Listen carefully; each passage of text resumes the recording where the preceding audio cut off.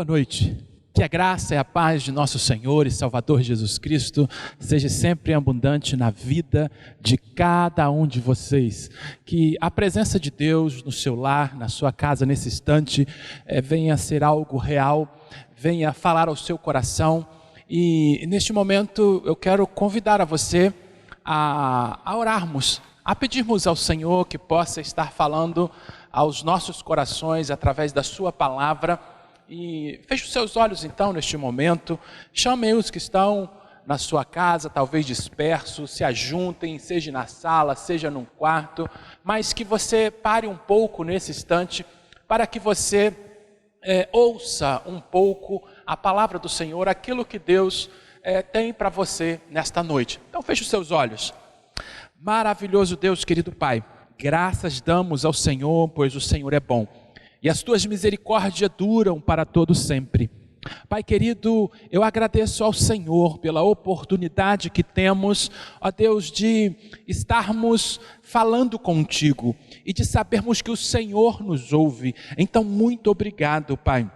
Eu também quero te agradecer nesse instante por cada casa, Pai, aonde os meios de comunicação têm chegado a tua palavra, ó Deus, que o Senhor nesse instante, aqueles que estão conectados, Pai, que o Senhor abençoe a vida de cada um, que o Senhor abençoe a casa de cada um. Então tome nas tuas mãos, tu sabes o que esta casa está precisando, Pai, que o Senhor venha com a tua graça, repreenda todo mal, abençoa, Pai, cada família, ó Deus, e que o Senhor venha prover todas as coisas, e neste momento em especial, eu peço ao Senhor, ó Deus, que o Senhor abra a mente, abra o coração de cada ouvinte, ó Deus querido, para que possam entender a tua palavra, ó Deus, que eles possam compreender e que possam, Pai, estar atentos para as verdades da tua palavra e, ó Deus, está fazendo com que ela seja uma verdade na vida de cada um.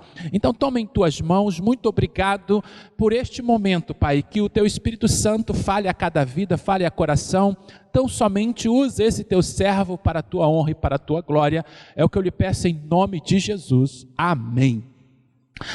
Bem queridos, está se aproximando uma data muito importante do calendário religioso e que todos nesse momento estão a pensar, todos nesse momento estão de alguma forma até mesmo preocupados, porque muitos não vão poder celebrar a Páscoa como dos outros anos. E como nunca houve, esse momento vai ser diferente. Muitas pessoas viajavam, iam para a casa dos seus entes queridos, aproveitavam o feriado prolongado, mas infelizmente por causa dessa pandemia, as pessoas, muitos estão com medo e não saem, e vemos então que é uma Páscoa diferente das demais. Mas o que eu quero perguntar para você, o que é Páscoa? O que é Páscoa para você? Você poderia me dizer? Por certo, se a gente perguntasse a algumas crianças, elas iriam por certo dizer que Páscoa é o momento de ganhar ovo de Páscoa. Muitas iriam dizer que Páscoa é o momento então de também comer um bacalhau, comer peixe, talvez até uma reunião de família. Para muitos então, para os comerciantes, vamos ver, é um momento de lucro certo. E os supermercados, todos os locais nessa época, cheio de ovo de Páscoa, e algumas crianças vão dizer também, opa, é o coelho da Páscoa. Mas quando nós olhamos para a palavra de Deus, o que é Páscoa realmente? E eu quero então convidar a você a pensarmos um pouco, a meditarmos um pouco nessa temática Páscoa. Porque quando olhamos para a palavra do Senhor, nós vamos ver que é algo totalmente diferente daquilo que a sociedade muitas vezes prega. E aí vamos ver que assim como outras datas comemorativas se tornam para o mercado um momento de lucro, um momento de vendas, e assim não é diferente com a Páscoa. E vamos ver então que a palavra de Deus, ela vai dizer que Páscoa, o significado de Páscoa é passagem. Passagem de um estado de escravidão para a liberdade. E a gente observa que quem foi que instituiu a Páscoa? Será que foi uma igreja? Será que foi uma denominação? Quem foi que instituiu a Páscoa? Nós vamos ver que foi Deus. Deus que instituiu a Páscoa. E quando isso? A gente vai ver lá no livro do Êxodo, a começar do capítulo 11. Ele vai nos falar então a respeito do seu povo, o povo de Israel. O povo de Israel, eles estavam sendo escravo no Egito. Logo no começo, quando eles foram para ali com José, eles usufruíam do melhor da terra, a terra de Gósen. Era a terra onde eles viviam, estavam muito bem, eles cresceram numericamente. Mas chegou um faraó que não conhecia e não quis nem saber daquilo que José tinha feito, que o povo judeu tinha feito, e começou então a escravizar o povo de Israel. E esse povo então, eles ficaram prisioneiros, como escravos agora no Egito, durante 430 anos. E quando chega esses 430 anos, Deus então levanta Moisés. Diz: Moisés, eu quero que você vá lá e que você seja um elo de ligação entre mim e o povo, e agora também entre Faraó. E você então vai ser o mediador. E eu quero que você diga para Faraó que deixa o meu povo ir para prestar culto ao Senhor. E aí Moisés disse: mas Senhor, quem sou eu para ir até o Faraó? Isso é lá no capítulo 3. E a gente Êxodo. E o que a gente observa então, que Deus dá prova a Moisés que estaria com ele. E Deus faz algumas provas com ele. E Moisés então até reluta logo de início. Mas ele então, Deus dá tudo aquilo que ele precisava, porque ele dizia que não sabia falar direito. Mas Deus então fala assim: não, Arão, o seu irmão, ele vai ser com você, ele vai ser boca sua. Eu vou falar contigo, você transmite a Arão, e Arão vai transmitir essas palavras então ao faraó e também ao meu povo. E assim então foi. E agora Deus vai dizer para Moisés: Moisés, eu vou mandar pragas sobre o Egito. O que vemos então, queridos, é que Deus começa a trabalhar a libertação do seu povo. E ele começa com a primeira praga, a segunda, a terceira, a quarta, e ele vai até a 9ª praga.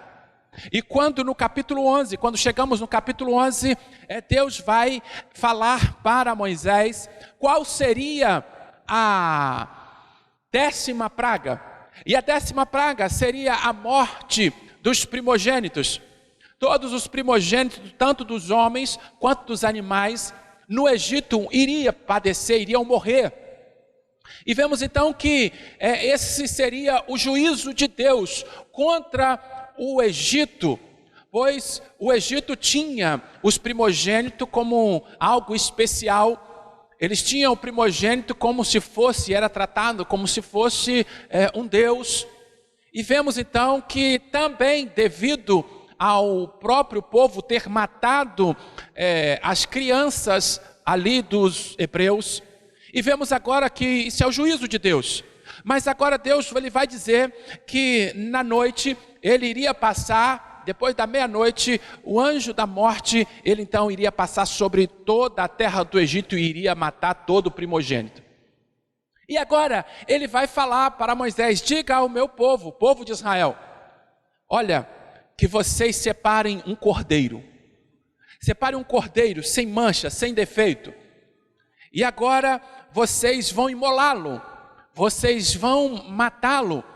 E ao matar esse cordeiro, vocês vão pegar o sangue dele, vai passar nos umbrais das portas. Porque na noite que eu passar, aonde eu vir a marca desse sangue, sangue do cordeiro, eu não vou entrar, eu não vou então destruir ninguém, nenhum primogênito de vocês. E isso deve ser feito então ao entardecer. matem esse cordeiro ao entardecer, e vocês vão comer esse cordeiro assado no fogo. Então, queridos, a Páscoa, os elementos da Páscoa, o primeiro elemento da Páscoa é então um cordeiro assado, e não peixe, não bacalhau, não isso que as pessoas falam hoje, mas a palavra de Deus vai dizer claramente em Êxodo, no capítulo 12, e ela vai dizer que seria um cordeiro, e lá no versículo 8 diz assim: e naquela noite comerão a carne assada no fogo. O que vemos então que era um churrasco, coisa boa, hein? Como é bom um churrasco. E aí um churrasco de cordeiro. Eu não gosto muito do cordeiro, eu acho a carne meio adocicada. Mas o que vemos então, queridos, que a Páscoa, o primeiro elemento da Páscoa é um cordeiro. E o que a gente observa aqui agora, ele vai colocar mais coisas, ele vai dizer também, olha, com pães sem fermentos e ervas amargas. Então são 3 os elementos que constituem a Páscoa dos judeus. E a gente observa então que é um cordeiro, agora os pães sem fermento, e tudo isso tem um significado, e agora as ervas também amargas. Isso era uma prática dos judeus, pois era o momento em que eles estavam festejando já a sua liberdade. Então a Páscoa é um momento de alegria, a Páscoa deve ser um momento de nós festejarmos, mas festejarmos da forma certa, festejarmos e nos alegrarmos, porque ela tem um significado. Aquilo que eles estavam falando, aquilo que eles estavam dizendo ali, aquilo que eles estavam fazendo, que Deus estava mostrando ao povo de Israel, as coisas que iriam ainda vir, pois o Antigo Testamento são sombra das coisas que haveriam de vir. E aí a gente observa agora, queridos, que quando olhamos para o Novo Testamento, Jesus, ele foi morto no dia de Páscoa, no dia da Páscoa, e ele então é o Cordeiro, o verdadeiro Cordeiro de Deus que tira o pecado do mundo. Vamos ver que agora há um significado entre a morte do Cordeiro, que ao passar o sangue nos umbrais daquela casa, nenhum do povo de Israel foi atingido com aquela praga, nenhum povo de Israel, nenhum da família. Depois, quando passa da meia-noite, passa aquela praga ali no Egito, e cada casa havia um morto. Imagine a tristeza, imagine a dor, mas por causa da dureza do coração do faraó, que não quis de forma nenhuma permitir que o povo fosse louvar a Deus, que o povo fosse adorar a Deus. E vemos então que Deus, ele vem com a sua justiça, e ele então mata, através daquela praga, todos os primogênitos. E ao ver essa praga, e faraó, que não queria nem ver a face de Moisés, manda chamar Moisés, porque ele disse, quando ele anunciou a essa praga, ele falou assim: olha, some da minha presença, nunca mais eu quero te ver, porque se eu te ver, eu vou mandar matar você, eu não quero ver você mais. Essa foi a palavra de faraó, quando Moisés anuncia a eles a 10ª praga. Mas a gente observa então que de madrugada o faraó acorda e ele tem uma grande surpresa: o filho que era o herdeiro do seu trono está morto. E ao estar morto, agora a gente observa que ele entra em pranto. E quando ele vai ver, não só ele, mas todos os seus oficiais de igual forma. E agora então aqueles oficiais chegam para faraó: manda esse povo embora, porque senão nós todos vamos morrer. E vamos ver que assim era todo o povo então do Egito.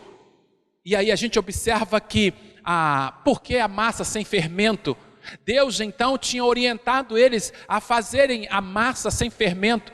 E ao amanhecer eles prepararam aquela massa, porque eles iriam sair, eles não iam ter tempo de assar, e o fermento, ele é algo que estraga o trigo, ele adianta o estado de decomposição do trigo, de envelhecimento do trigo, e por isso ele incha, por isso a gente faz aquele bolo, e o bolo, se não crescer, não fica bom. Então o fermento, ele adianta o processo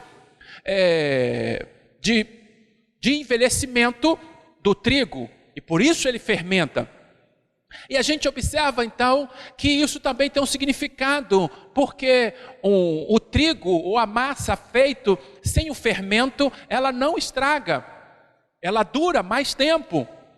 E aí o que vemos então que eles tinham preparado aquelas massas, mas o povo então eles foram expulsos, eles mandaram chamar, não, vão todos embora, vão vocês, vão prestar o culto, pode ir todos vocês.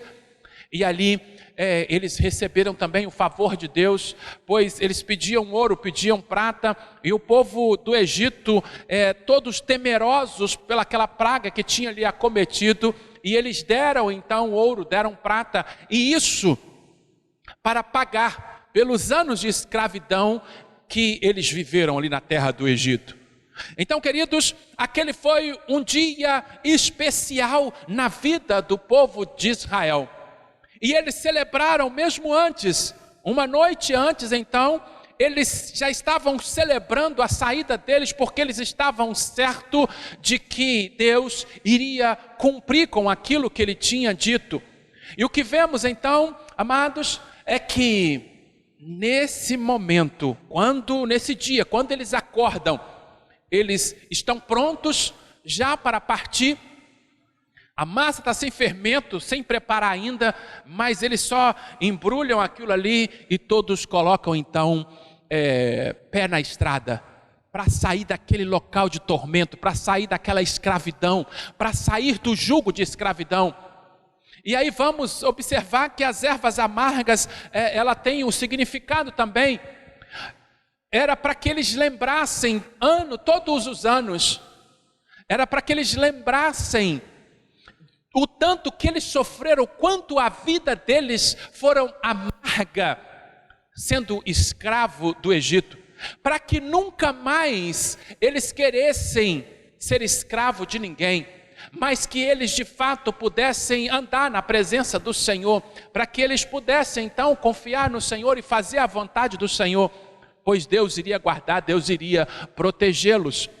O que vemos então, queridos, que o fermento é o pecado que leveda toda a massa e estraga a comunhão de Deus para com o homem.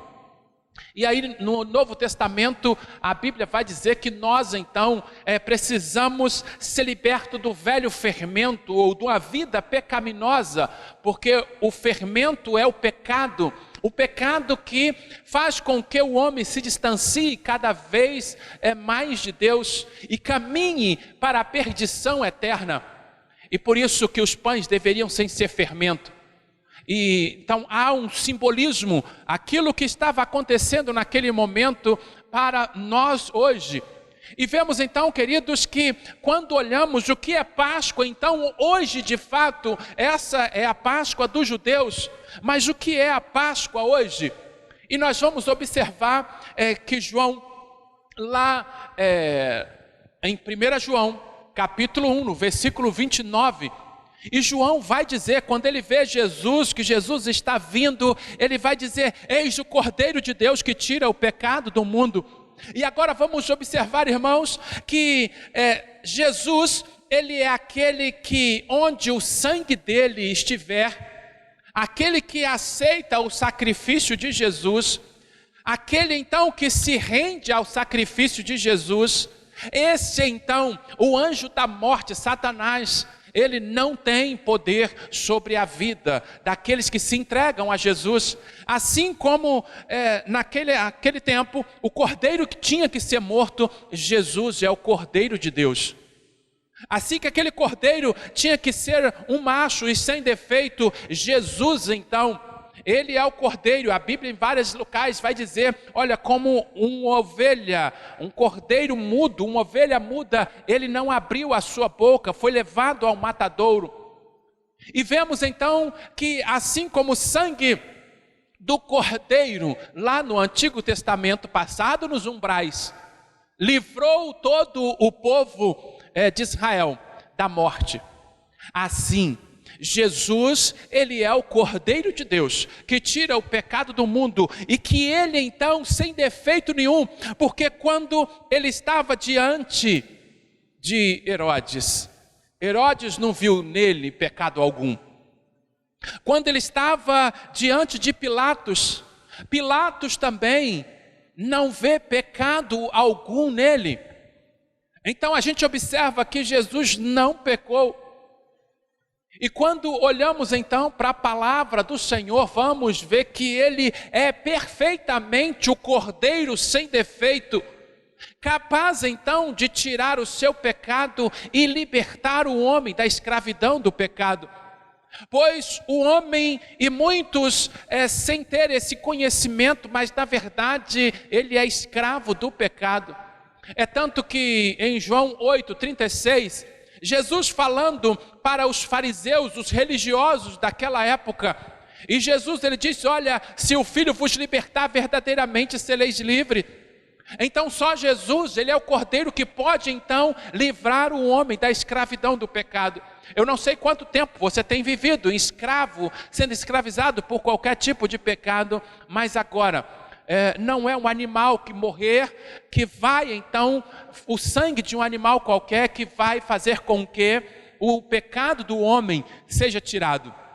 Porque vamos observar em todo o Antigo Testamento, de Gênesis a Apocalipse, a gente vai, de Gênesis até Malaquias, a gente vai observar que sempre um animal era morto para pagar pelo pecado do homem, sempre um animal. Mas quando chega em Malaquias, Deus vai dizer: olha, eu não tenho mais prazer nos seus holocaustos, eu não tenho mais prazer nas suas cerimônias, eu não tenho mais prazer porque vocês estão fazendo tudo de uma forma mecânica, de uma forma apenas ritualística. Eu não tenho mais prazer nessas coisas.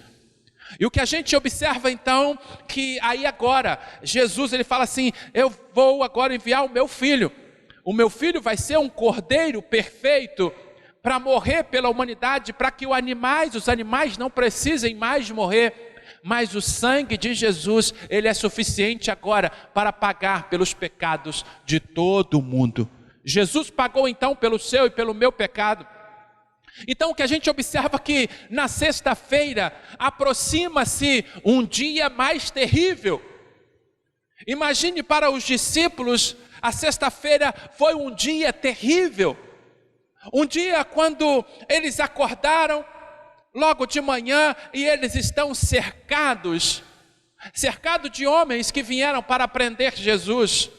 Vamos observar ali que Pedro, no seu afã, como era sempre intrépidos na sua conduta, vamos ver que ele tira da espada, corta a orelha do soldado Malco, do soldado do sumo sacerdote. E aí a gente observa que Jesus então coloca a sua orelha no lugar, e ele fala para Pedro: Pedro, coloca a sua espada na bainha, porque se eu quisesse eu mandaria aqui uma legião de anjos e acabaria com tudo isso. E o que a gente vê então, que na sexta-feira, logo de manhã, Jesus é preso, e ele então é levado até Anás, que era sogro de Caifás, sumo sacerdote.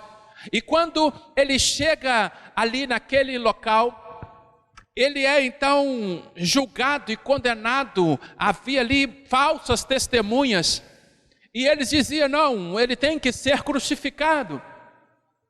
E agora a gente observa que terrível foi a sexta-feira. A sexta-feira para aqueles discípulos foi um dia sombrio, foi o pior dia da vida deles.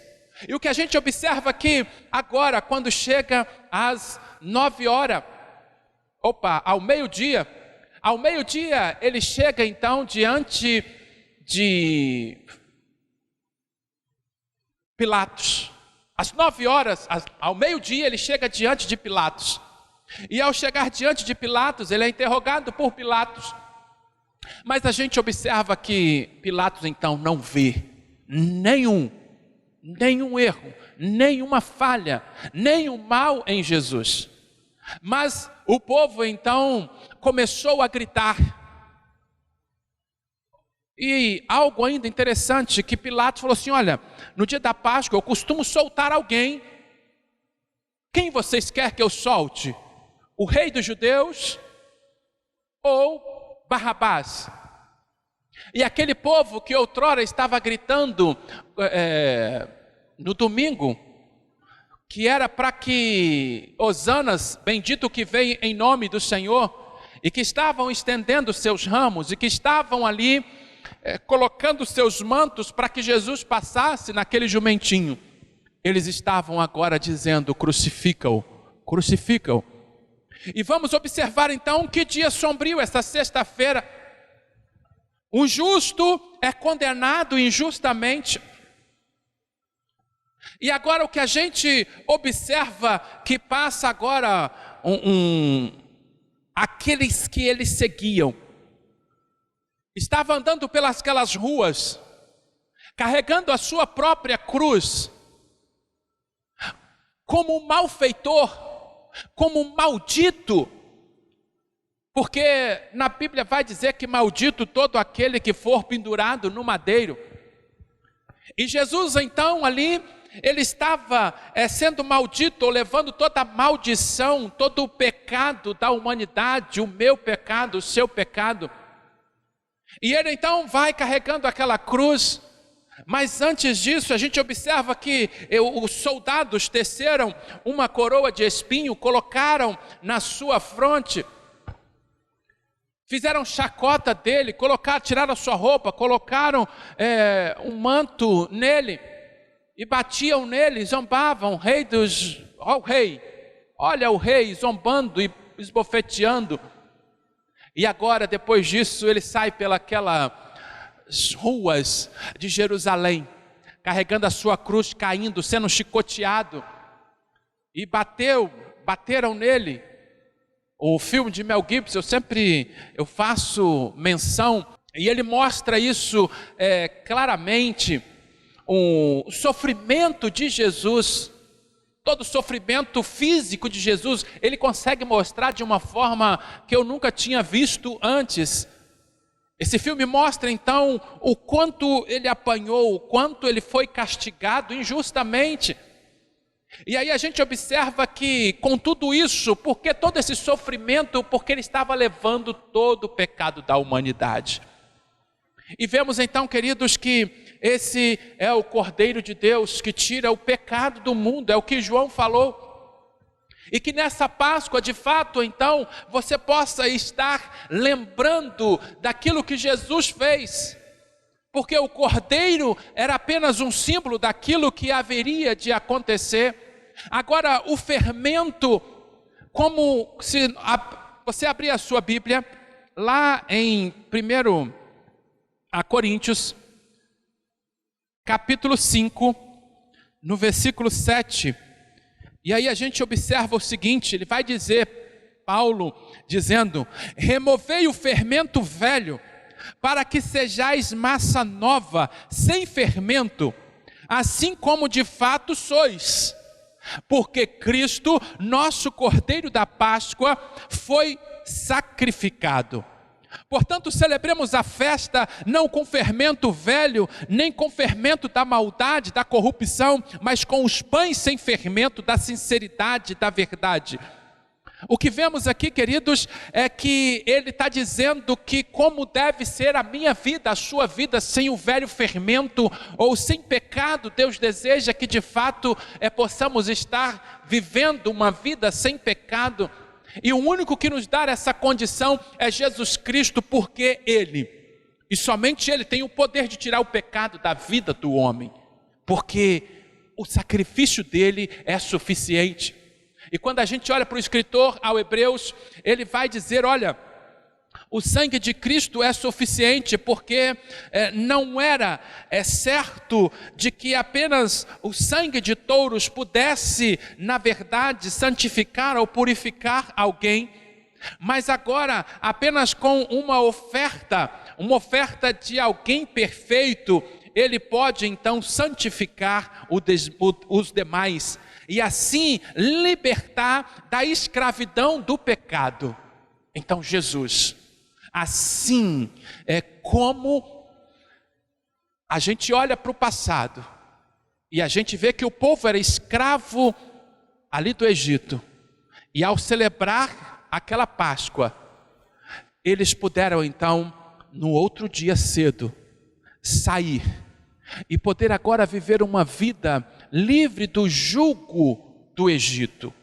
Deus deseja então que você seja livre do jugo de Satanás, do jugo do pecado.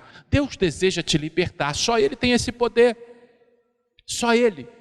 Ele deseja então que você tenha uma vida sem pecado, e Ele vai dizer para nós então claramente que nós devemos então nos afastar dos imorais. Paulo dizendo isso ainda em 1 Coríntios, no capítulo 5, no versículo 9, ele vai dizer: já vos escrevi por carta que não vos associeis com os imorais.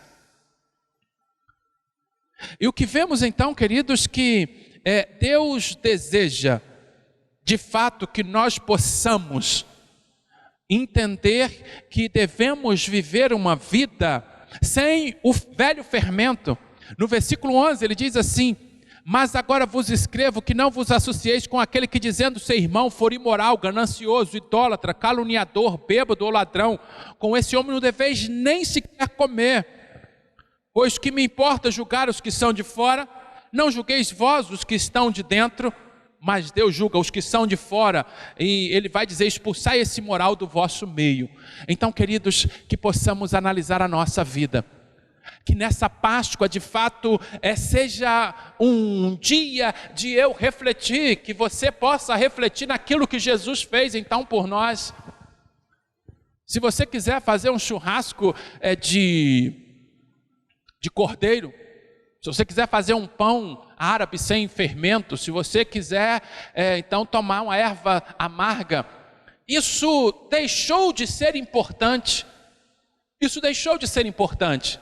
Não é o que eu vou comer mais que importa, mas agora o que eu preciso lembrar nesse dia, assim como aquela sexta-feira foi terrível, mas para nós não é mais. Nós agradecemos por aquele dia, porque se Jesus não tivesse pagado pelo meu pecado, pelo seu pecado, o que seria de nós? Estávamos todos condenados à morte. Mas Jesus, Ele é este Cordeiro de Deus que paga pelo todo o pecado da humanidade. E agora eu e você precisamos entender esse dia como um dia festivo e nos alegrarmos da forma certa. E agradecer a Deus, dizer: Senhor, obrigado. Obrigado porque o Senhor mandou Jesus para pagar pelos meus pecados, para me dar a liberdade de adorar a Cristo, a liberdade de cultuá-lo, a liberdade então do castigo do pecado. E agora nós precisamos então lembrarmos desse dia como um dia de vitória. Mas para aqueles discípulos naquele momento, quando eles morrem, eles viveram os 2 piores dias da sua vida. A sexta, então a gente observa que logo de manhã Jesus é Pedro, e quando chega preso, quando chega às 3 horas da tarde, ele é crucificado naquela cruz. E agora chega o sábado, 2 dias terríveis então para aqueles discípulos de Jesus, pois tinham crucificado, tinham matado o mestre. Mas a gente observa que no primeiro dia, no domingo, logo domingo de manhã, a gente observa algo maravilhoso acontece. Jesus ressuscitou, aleluias, glórias ao Senhor. A morte não o pôde conter, o sepulcro não pôde conter, porque Ele é a vida. Ele pode todas as coisas. Então o pecado é que gera a morte, que traz a morte, mas Jesus é vida. Ele venceu a morte, Ele venceu todas as coisas, e Ele quer que Ele quer que nós sejamos então vitoriosos, que possamos vencer a morte. Para vencer a morte, você precisa reconhecer então que Jesus Ele é o único que pode agora atuar na sua vida para tirar o pecado, porque o pecado é morte. E aí a gente vai observar algo maravilhoso. Aquela palavra, então, quando olho de João, quando vê Jesus, eis o Cordeiro de Deus que tira o pecado do mundo. Interessante que quando a gente olha para o passado, nós vamos ver que quando Abraão, ele estava levando Isaac para ali oferecer um holocausto ao Senhor, e Isaac faz a seguinte pergunta: pai, estou vendo a lenha, estou vendo todos os preparativos, pai, mas aonde está o cordeiro? E ele vai dizer: olha, meu filho, Deus preparará para si um cordeiro, Deus proverá um cordeiro. E a gente observa que essa palavra de Abraão, João responde no Novo Testamento: eis o Cordeiro de Deus. Então que nessa data, esqueça do ovo de Páscoa. Eu vejo que muitos pais, até cristãos, comprando o ovo de Páscoa, fazendo menção de que isso é a Páscoa. Não, isso não é Páscoa. A Páscoa verdadeira é Jesus, pois Ele nos leva da escravidão do pecado para a liberdade em Cristo Jesus. Então Jesus, Ele é a Páscoa, Ele é o nosso Cordeiro Pascual, e que possamos celebrar da forma certa, com alegria, nos alegrarmos por aquilo que Ele fez por nós, e agora entendermos que por causa disso, eu e você que está me ouvindo na sua casa nesse instante, talvez você ainda não tenha certeza da vida eterna, mas em Jesus você pode ter. Você pode celebrar a Páscoa esse ano de forma diferente. Você pode celebrar a Páscoa de fato, entendendo o que ela é, o significado dela, que é liberdade. Deus deseja que você seja livre. Deus deseja que você então possa adorá-lo. Deus deseja que você seja livre do inferno, livre da morte eterna. Só Ele pode fazer isso. Então, queridos, celebre da forma certa. Reconheça que Jesus, Ele é o Cordeiro. E se o sangue dele estiver na sua vida, assim como aquele anjo da morte passou, onde tinha um sangue nos umbrais. E algo interessante também, não adianta você ungir a sua casa, igual nós temos aí essa pandemia acontecendo. Vou ungir a minha casa, vou colocar óleo, vou fazer isso, vou fazer aquilo outro. Não, o anjo da morte, hoje, ele só não vai atingir a vida daquele que de fato tem o sangue de Jesus na sua vida. Aquele que convidou Jesus, reconhece o sacrifício dele e convidou ele para entrar no coração, dizendo: Senhor, entra aqui, eu preciso do Senhor. Eu preciso do Senhor para ser livre do pecado. Eu preciso, entra aqui. Ele vai ajudar. Ele então vai te dar a vitória. E que você confie, creia, é fé. Ele pode te ajudar. Então, celebre a Páscoa da forma certa. Jesus, é Ele que nos dá o direito, a passagem da morte para a vida. E Jesus, então, quando a gente observa, ele chega em João capítulo 11, ele chega na casa de Marta e Maria, aquelas mulheres vão ali: Senhor, se o Senhor tivesse aqui, meu irmão não teria morrido. E Jesus diz: olha, eu sou a ressurreição e a vida, aquele que crê em mim nunca morrerá. Crês nisso? Então que você possa crer que em Jesus você não vai morrer, em Jesus você vai viver.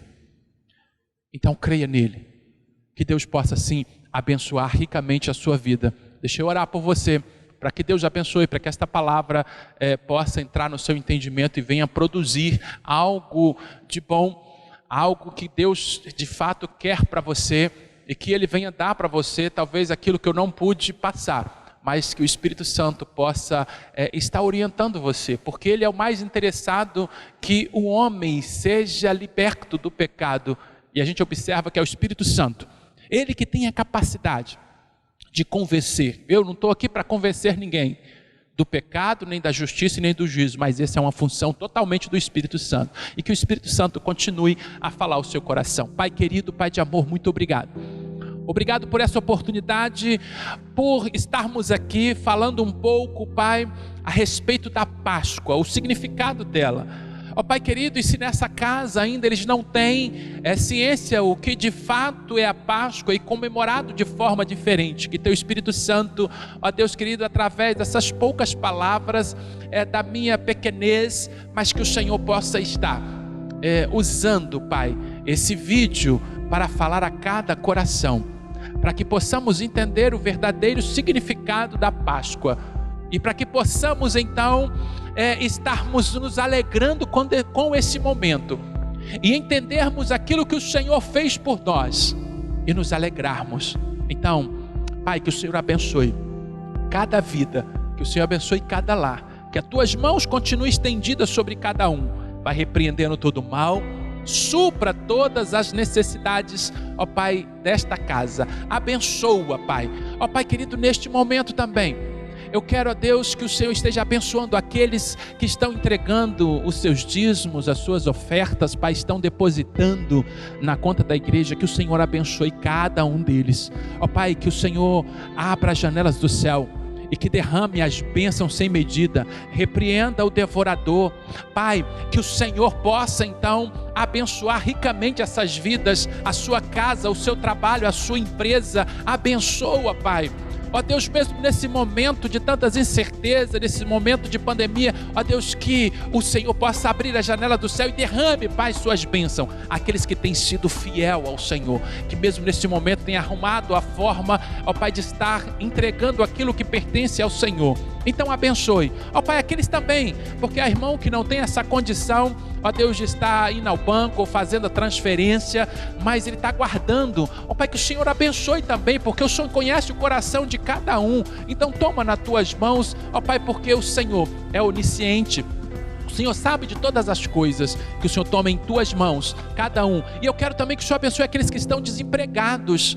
Ó Pai querido, que o Senhor abençoe, abra a porta do emprego mesmo nesse momento difícil. Então toma em tuas mãos, Pai. Obrigado por mais uma noite que temos. Ó Deus querido, que o Senhor possa nos dar um restante de semana feliz da tua presença, guardados e amparados pelo Senhor. É o que eu lhe peço em nome de Jesus. Amém. Amém. Deus abençoe, foi um prazer estar com vocês. Que domingo, separe esse tempo também, domingo às 9 horas da manhã e também às 19 horas nós vamos estar transmitindo uma palavra de Deus para você e que você possa então estar tirando esse momento, separe esse momento para ouvir mais uma porção da palavra do Senhor. Fique com Deus, que a graça e a paz do Senhor seja abundante na sua vida. Tenha um excelente restante de semana, final de semana aí, que Deus continue a falar ao seu coração. Deus abençoe.